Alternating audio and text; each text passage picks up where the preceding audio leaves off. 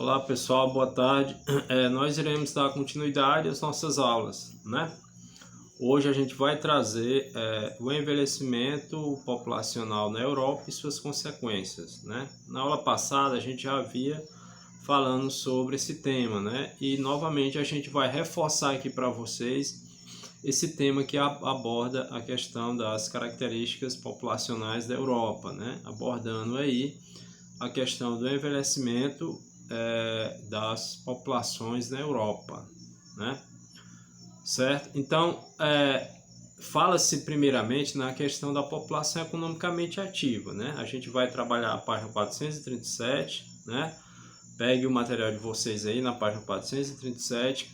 Aí vocês já vão ver em negrita a palavra população economicamente ativa, né? Que são aquelas pessoas que estão trabalhando ou estão em busca de emprego, né? Então essas são as pessoas que estão em atividade, né?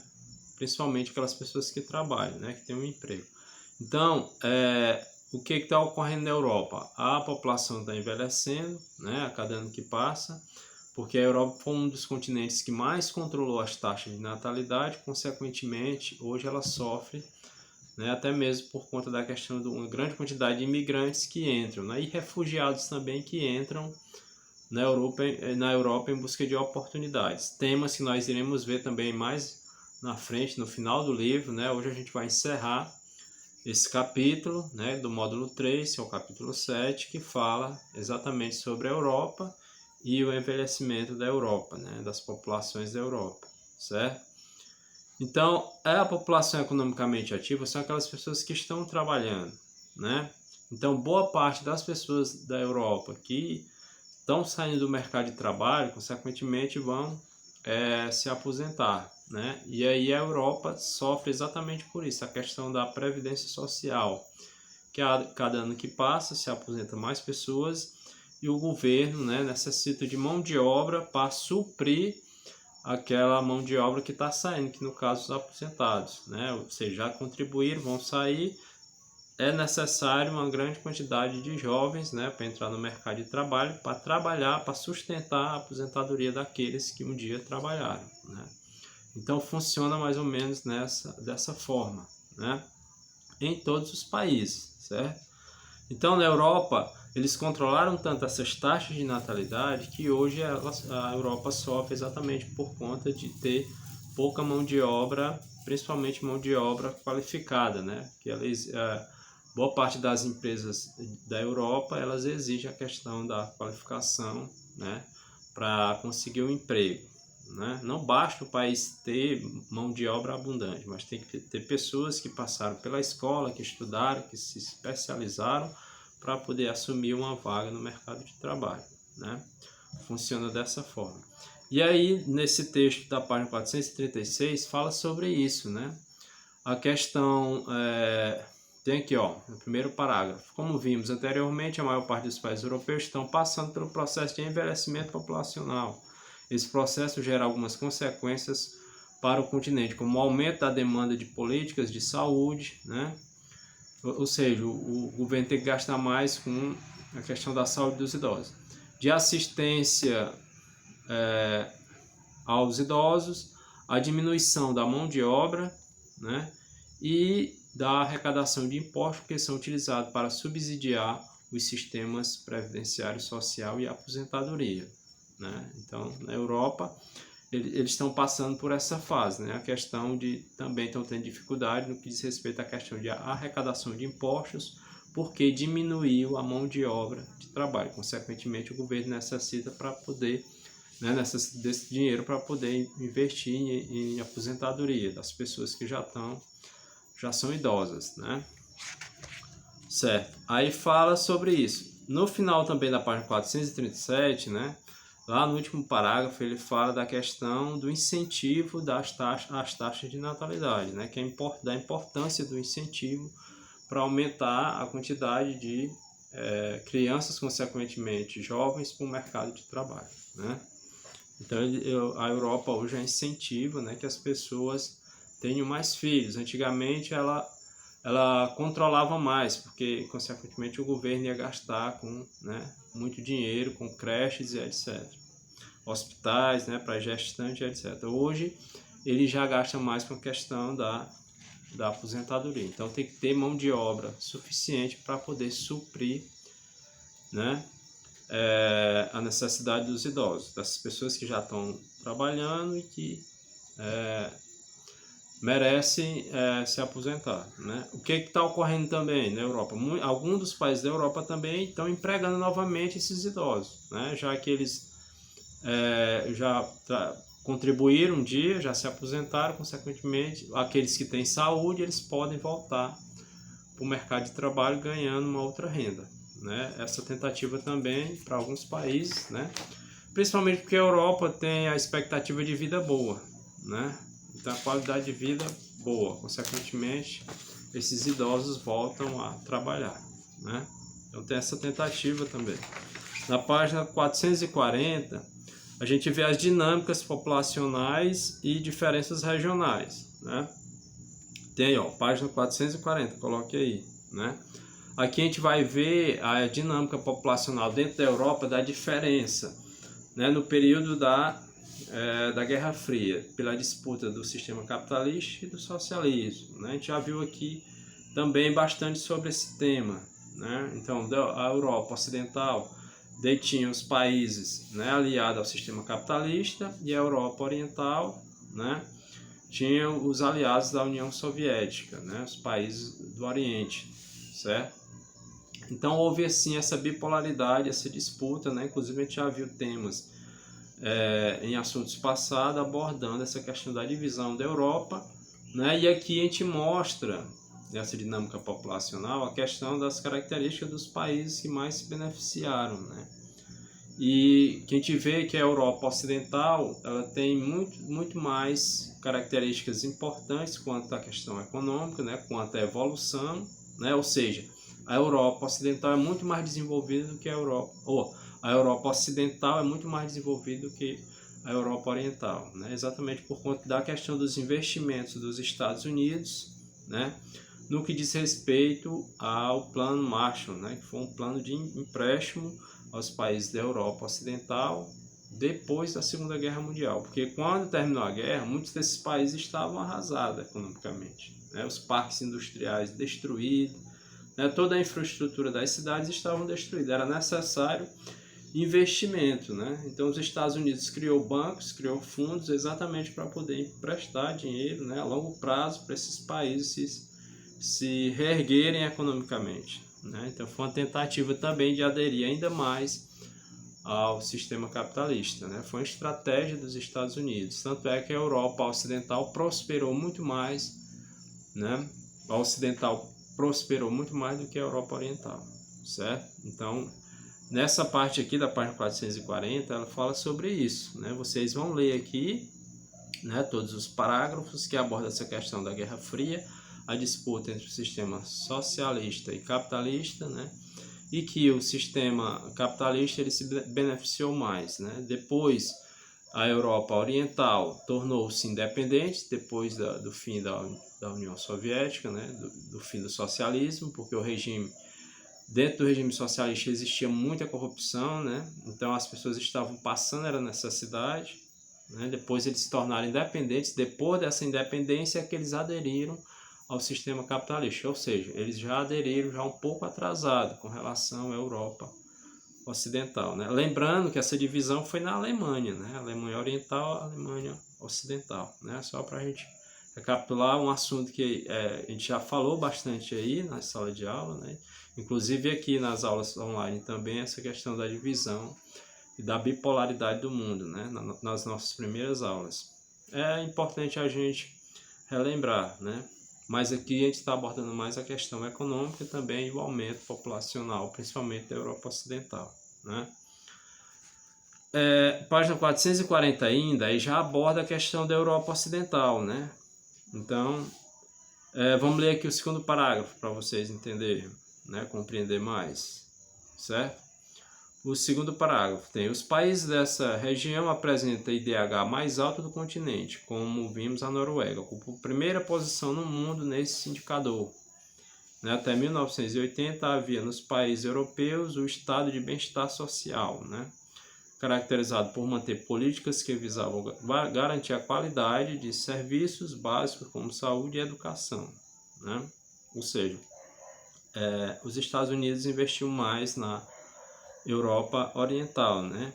Então, por isso que foi criado esses planos de empréstimo exatamente para beneficiar a Europa Ocidental. Consequentemente, os Estados Unidos tinham o objetivo de ampliar o sistema capitalista por todo o mundo, né? Influenciar todas as nações para que elas aderissem ao sistema capitalista, né? E de fato, hoje o que rege o mundo é o sistema capitalista, né? Pouquíssimos países são socialistas ainda, né? Comunistas e economia fechada, né? Certo? A Europa Oriental, né, também a gente vai ler, certo? Então vamos lá, na página 441, né? Vamos ler um pouco aqui sobre a Europa Oriental para a gente ver essa diferenciação de uma para outra. A Europa Oriental é uma região com diversos povos que, com o fim da União Soviética, passaram a manifestar rivalidades entre si. Essa rivalidade causou fragmentação de alguns países, como a antiga Iugoslávia, que formou novos estados na região, né? Então, os países dessa região tiveram industrialização tardia e apresentam menor desenvolvimento econômico em relação à Europa Ocidental, né? De fato. Então, já foi um pouco tarde a questão da adesão ao sistema capitalista, consequentemente, a Europa Ocidental se beneficiou mais, né? Durante o período, continuando, no segundo parágrafo, durante o período sob a influência soviética, alguns países passaram por um processo de industrialização baseado no planejamento estatal, né? Como foi o caso da Polônia, que já aborda a questão uma das características da Europa Oriental é que o Estado tinha muito controle, né, com relação ao planejamento industrial. É diferente do sistema capitalista, que é um sistema mais livre, da livre concorrência, o que visa é o lucro, né? A Europa Oriental, do sistema socialista, já abordando mais a questão do Estado, da coletividade, né? Então eles pregavam isso, né?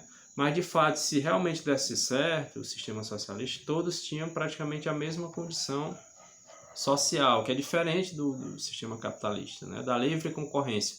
Você vê a disparidade imensa daquelas pessoas que são ricas e milionárias e a maioria da população pobre. Isso é a realidade do sistema capitalista. No sistema socialista, se realmente tivesse dado certo, se não existisse lá a corrupção, né? Ou seja, as pessoas ganhariam praticamente quase o mesmo salário, né? Então não tinha essa disparidade, essa diferença muito latente do rico e do pobre, né? Então o intuito do sistema socialista era esse, mas de fato ele não vigorou, porque se tivesse vigorado, né, a maioria das pessoas tinham aderido a esse sistema, né, por conta da grande arrecadação de impostos, né, e que esse dinheiro deveria ser investido no social.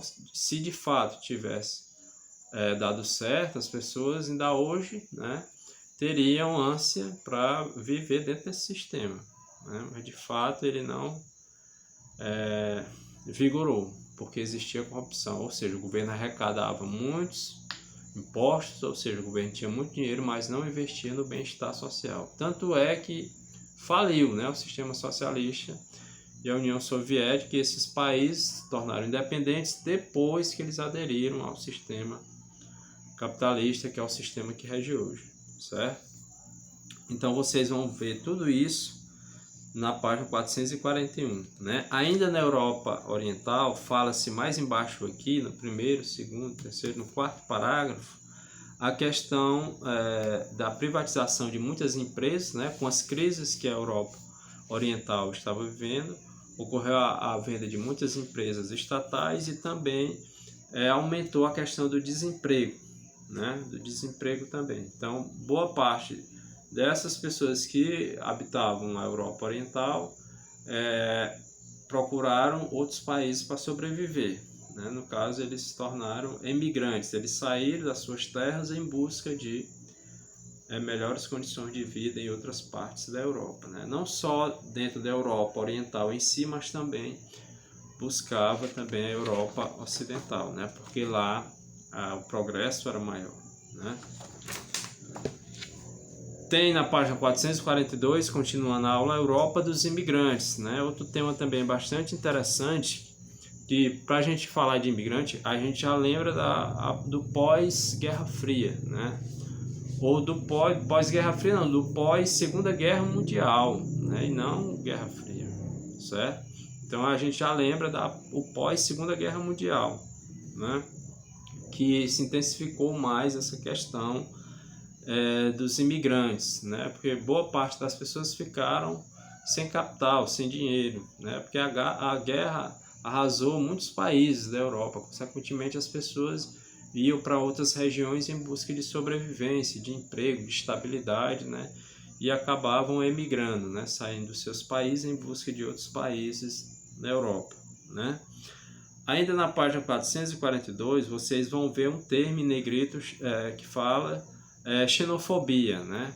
O nome é xenofobia aí, está escrito em negrito, né? Que tanto a gente usa aqui dentro da geografia, principalmente na questão de imigrantes, né? Que a xenofobia é a aversão ao estrangeiro. Boa parte dos países, não só da Europa, como do mundo, eles não gostam de que os imigrantes entram dentro dos seus países, né? Alegando que vão conseguir o emprego das pessoas que lá já estão empregadas, né? Concorrer com os que já estão lá, né? Por exemplo, os Estados Unidos é um dos países que mais fecham suas fronteiras para os imigrantes, né? E os refugiados também, né? Porque a gente vê lá na frente aqui do texto, a gente vai ver essa diferença entre refugiado e imigrantes, que não é a mesma coisa, né? Tem gente que pensa que refugiado e imigrantes é o mesmo. Não, você vai ver que tem significado diferente. Então a xenofobia aqui, ele aborda essa grande quantidade de imigrantes que vêm, né, de outros países para entrar dentro de um país X, né? Por exemplo, o nosso, né? Tem uma política voltada para a questão da quantidade de imigrantes que podem entrar, para a quantidade de refugiados também que podem entrar dentro do país, né? Tudo tem que ter a questão da tolerância, né? E um dos locais mais procurados atualmente é a Europa, né? Os Estados Unidos também, né? Já foi um país muito procurado, né? Hoje esse governo ele tenta mais fiscalizar essa questão da entrada de imigrantes. A Europa já é um pouco mais aberta, né? Exatamente por conta dessa necessidade de mão de obra, né? De jovens, principalmente qualificados para assumir uma vaga no mercado de trabalho, né? Então esse termo xenofobia é a aversão ao estrangeiro, ou seja, as pessoas que estão naquele país não gostam da vinda dos estrangeiros, né? Porque segundo eles vão concorrer com eles à vaga dos empregos, né? Vamos lá para a página 445, né? Que é outro tópico também interessante, que fala a Europa dos refugiados. Ó, como eu falei agora há pouco, nós temos a diferença entre imigrantes e refugiados, né? Os imigrantes são aqueles que vão para um determinado país em busca de emprego, porque dentro do país dele ele não tem, o emprego não está bom, a renda não está boa, consequentemente ele sai daquela condição de vida para tentar uma melhor condição de vida lá em outro país, né? Esses são os imigrantes, eles vão naturalmente. Já os refugiados, eles saem por uma condição forçada, ou porque existe uma guerra ali, ou porque naquela região ocorre muito terremoto, tem um vulcão, e eles se sentem ameaçados e vão para outros países em busca de segurança, né? Esses são os refugiados, certo? Ou por perseguição política, religiosa, né? Aquela pessoa acaba saindo daquele país para ir viver, tentar a vida em outro país. Aí sim é um refugiado. É diferente do imigrante. O imigrante, por exemplo, eu estou aqui no Brasil, se a minha condição não estiver boa para me viver aqui no Brasil, eu vou tentar a vida lá fora, em outro país, né? Então eu saio naturalmente. A minha condição de eu sair é porque não tem emprego no meu país, né? Aí sim eu vou sair, mas a questão do refugiado não, né? Se no caso eu estou sofrendo perseguição do governo, perseguição religiosa, algum tipo de perseguição, ou uma catástrofe, um terremoto, né, que arrasou minha cidade, eu vou ter que se deslocar para outro país. Entenderam, pessoal? Então a diferença entre imigrante e refugiado está aí, né? Enquanto o imigrante ele sai naturalmente em busca de uma melhor condição de vida, o refugiado ele sai como se fosse forçado daquela região, né?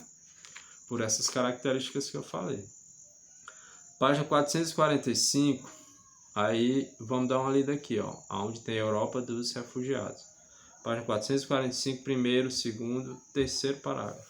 Tem assim, ó, os principais países pelos quais os refugiados chegam à Europa são a Itália, né? É um dos que recebe o maior número de refugiados. A Itália, a Grécia, a Espanha. Já os principais países de origem estão a África, né? Os que saem da África, saem do Oriente Médio, né? Do Oriente Médio principalmente pela questão das guerras, e na África principalmente pela questão da fome mesmo, né? Eles acabam saindo de suas regiões ou por perseguição ou por milícias ali, guerras, pequenas guerras, né? Eles acabam se refugiando daquele país em busca de sobrevivência em outro país que possa dar suporte a ele para ele viver ali, né? Entre os países que se destacam nos pedidos de refúgio está a Síria, que enfrenta uma guerra civil desde 2011. Olha, a Síria, a guerra na Síria, né? Então, muitos querem sair de lá exatamente por conta da condição de guerra, com medo de morrer, né? Em uma guerra, certo? Então, esses sim são os refugiados. Aí vocês vão ler mais sobre esse termo, tanto é que tem a foto aqui mostrando, ó, os imigrantes, né, ali no oceano, em busca de um porto para se estabelecer em alguma região, em algum país, né? Aqui no caso são refugiados que estão indo aqui em direção à Europa, né? Tentando chegar à Europa pelo mar Mediterrâneo, né? A quantidade de pessoas aí, ó, na embarcação, né, no navio para ir para a Europa em busca de sobrevivência, né? O outro tópico é a página 447. Esse aqui, ó, inclusive tem uma pirâmide e a previsão, né? Tem a pirâmide atual, 2020, e a previsão para 2060, né? Então vocês vão acompanhando aí, ó. Interessante vocês irem acompanhando a ilustração aí da pirâmide para a gente poder ir falando aqui para vocês. Aí vocês estão aí na casa de vocês, vocês vão acompanhando, ó. Então, eu vou explicar a pirâmide aqui, né? Então, a pirâmide etária ela é de 2020 e 2060, ou seja, a pirâmide atual e a previsão para 2060, né? Então, você vê aí do lado homens e mulheres, essa cor azul aí da pirâmide, né? Aí vai mostrar a estreita, a base, e a parte de cima ela vai se afunilando. Para 2060, tem a previsão aí, ó. A base é mais estreita ainda e o topo ele vai se alargando, ou seja, vai aumentando o número de pessoas de 50 até 60 anos, de 50 a 64, 65 anos, né? A previsão para 2060. Ou seja, vai aumentar ainda mais a quantidade de pessoas idosas na Europa, né? Por quê? Porque a Europa controlou muito as taxas de natalidade. Então tem um percentual de jovens, adolescentes, né? Crianças, adolescentes, né? Para fase adulta reduzido, consequentemente vai ter pouca gente para o mercado de trabalho, né? Então vai ter um número maior de idosos do que de jovens e crianças, né? Então principalmente a Europa ela vai sofrer muito com isso, porque vai necessitar de mais pessoas para trabalhar, né? Porque essas pessoas trabalhando que vão sustentar a aposentadoria dos idosos lá na frente, né? Então é um problema muito sério quando há muito essa questão do controle das taxas de natalidade. O governo tenta economizar por um lado, né? Escolas, creches e etc. para as crianças, mas por outro lado ele vai gastar com a previdência social e ainda vai ter esse déficit de mão de obra, porque ele vai ter pouco jovem para o mercado de trabalho, certo? Só que essa pirâmide ela mostra o seguinte, ó, como a gente falou aqui, né? Vai aumentar o número de pessoas em torno de 50 a 60 anos, né? Ela vai ser bastante elevada, vai ser em torno de 4% a 5%, né? Principalmente para as mulheres aqui, a expectativa de vida vai aumentar, ó, ou seja, vai ser mais largo lá em cima da pirâmide, né? No topo ela vai ser um pouco mais larga, significa que a expectativa vai aumentar, né? As pessoas vão viver mais de 80 anos, né? Talvez 90 ou 100 anos, ou seja, a cada ano que passa a expectativa de vida da Europa melhora, aumenta ainda mais, né? Porque as pessoas estão se cuidando mais, se alimentando melhor, fazendo atividade física, consequentemente as pessoas vão viver mais, né? E melhor. E também a questão da assistência, né? Nos hospitais, os planos de saúde, tudo isso faz com que as pessoas tendem a viver mais. Mas a expectativa de vida aqui vai ser um pouco maior para o lado das mulheres, né? Sempre foi, né? Porque os homens eles trabalham também com mais riscos, né? A taxa de óbito é maior para o lado masculino por conta dos riscos, né?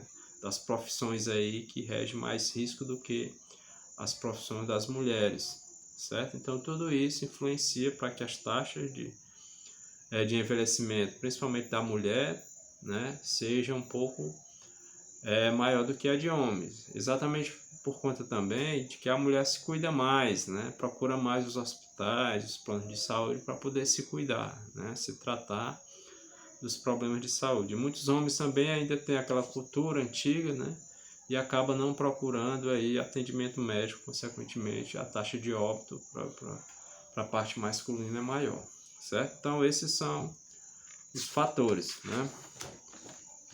Certo. E aí a gente termina, pessoal. O capítulo termina aqui, né? O capítulo 7, certo? Então, na próxima aula a gente já vai aqui pro capítulo 8, né? Aqui a gente finalizou o assunto do capítulo 7. Um assunto bastante interessante, né? Muito bom da gente debater e também muito bom para a gente estudar, para a gente ler esse assunto. Ele é bastante interessante porque também são características de que o nosso país, o Brasil, também vai enfrentar futuramente, né? Porque o Brasil aí já controla também as taxas de natalidade. Você vê que as famílias brasileiras estão se reduzindo, né? Tem família aí que tem 2, no máximo 3 filhos, né? Antigamente a família brasileira tinha 6, 7, 10 filhos, né? Então hoje você já vê essa realidade, né? Principalmente por conta da mulher no mercado de trabalho, né? Ela tem a tendência de ter